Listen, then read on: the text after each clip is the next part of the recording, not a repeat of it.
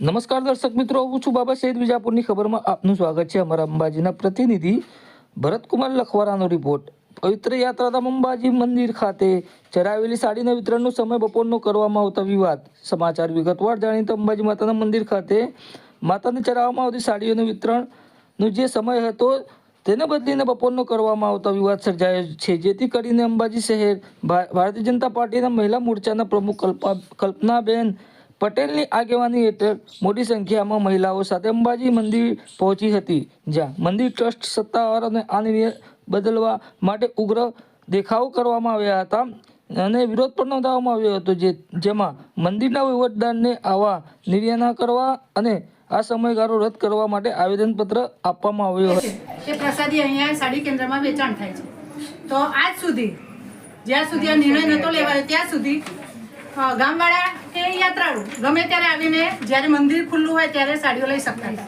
અચાનક તગલગી નિર્ણય લેવામાં આવ્યો અને ગામ માટે ઓરમાયું વર્તન રાખવામાં આવે છે કે ગામના લોકોને 3 થી 4 જ સાડી લેવા આવવાનું. તો જે બહેનો સવારે આરતી હોય દર્શન કરવા આવતી હોય એ સ્પેશિયલ 3 થી 4 દર્શન કરવા આવે. અને આવું ઓરમાયું વર્તન કેમ? તમારે વેચાણથી મતલબ છે યાત્રાળુ લે કે ગામ લોકો લે, અને ગામવાળાનો તો પહેલો હક છે. આપણે કોઈ સમાજની વાડી બનાવી હોય કે સ્કૂલ બનાવી હોય તો એમાં આપણા સમાજને આપણે એના બેનિફિટ આપતા હોઈએ છીએ. તો ગામમાં મંદિર આવ્યું છે, નહીં કે મંદિરમાં ગામ આવેલું છે.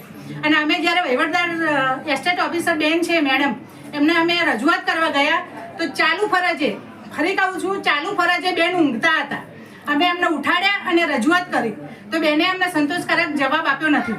પછી અમે થાકી વહીવટદારશ્રી જોડે ગયા તો વહીવટદારશ્રીએ અમારી સાથે ઉદ્ધતાઈપૂર્વક વર્તન કર્યું અને એમને એવું કહ્યું કે સાડી કેન્દ્રમાં 300 થી 400 સાડી સંતાડવામાં આવી હતી.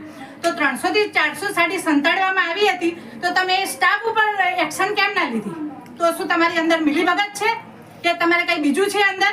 તો એ ગામવાળા માટે કેમ નિર્ણય બદલવામાં આવ્યો? તો આ નિર્ણય જો બદલવામાં નહીં આવે તો અમે ગાંધીનગર પણ જઈશું અને જરૂર પડશે તો પીએમઓમાં પણ અમે જઈશું અને આ નિર્ણયને બદલવાની અમે ફરજ પાડીશું. અને ગામ માટે આવું ઓરમાયું વર્તન કેમ આવે છે?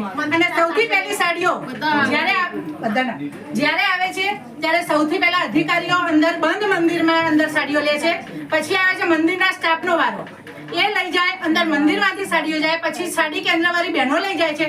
અને જે વધી ઘટી સાડીઓ હોય એ અંદર યાત્રાળુ અને ગામવાળા માટે હોય છે. અને એમાં પણ ગામવાળાને અલગથી નિયમ કે 3 થી 4 જવાનું, તો એમાં કશું હોતું નથી. અને ગામવાળા જે લઈ જાય છે સાડીઓ એ જે ગરીબ બહેનો છે એમની દીકરીના લગ્ન હોય કે પછી જે વિધવા બહેનો છે એમની દીકરીના લગ્ન હોય તો એ લોકો એમનો ફાયદો થાય, અડધી કિંમતે મળે, એના માટે એ લોકો લેવા આવતા હોય છે.